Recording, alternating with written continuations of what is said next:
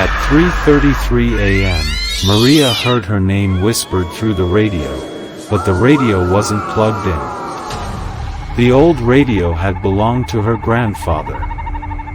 A dusty relic from the 1960s, all knobs and static, tucked away in the attic for decades.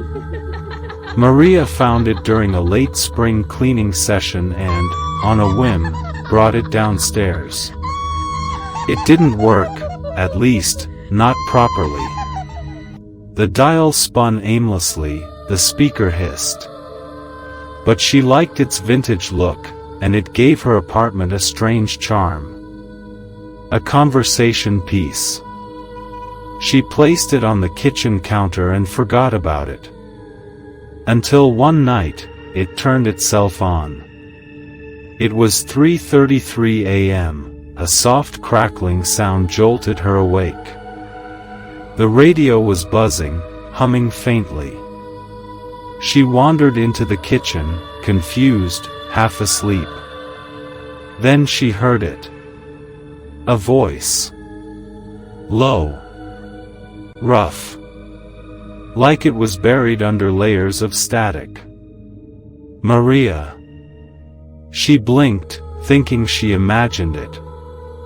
Maria. I've been waiting. The voice was deep, distorted, wrong. She reached out and turned the knob. Nothing happened. She pressed the power button. Still buzzing.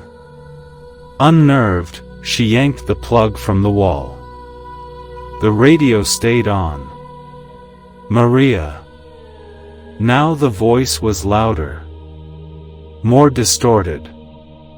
The way it stretched her name made her skin crawl. She backed away, staring. The knobs started turning on their own. A sharp, high-pitched frequency pierced the air, forcing her to cover her ears. Then silence. She stood frozen. The voice returned.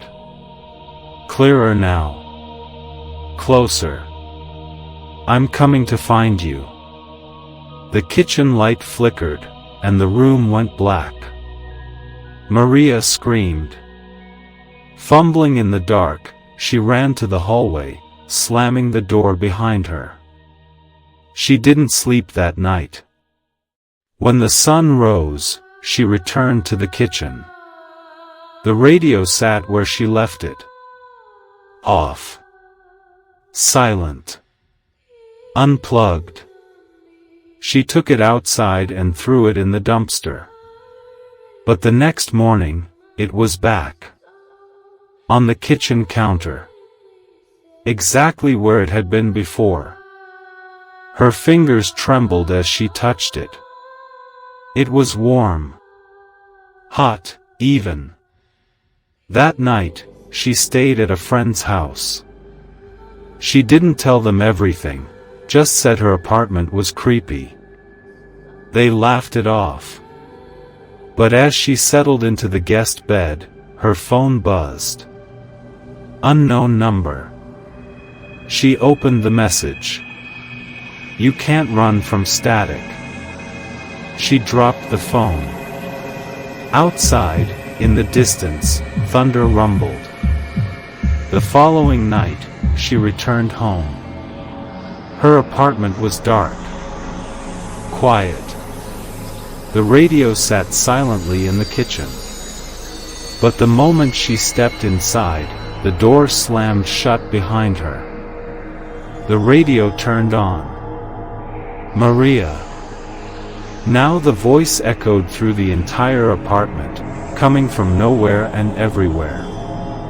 Come closer. She turned to flee, but her feet wouldn't move. Come closer. Against her will, she walked toward the radio. Her body shaking. Tears streaming down her face. The voice dropped to a whisper. You're mine. She reached out to smash the radio with a kitchen knife.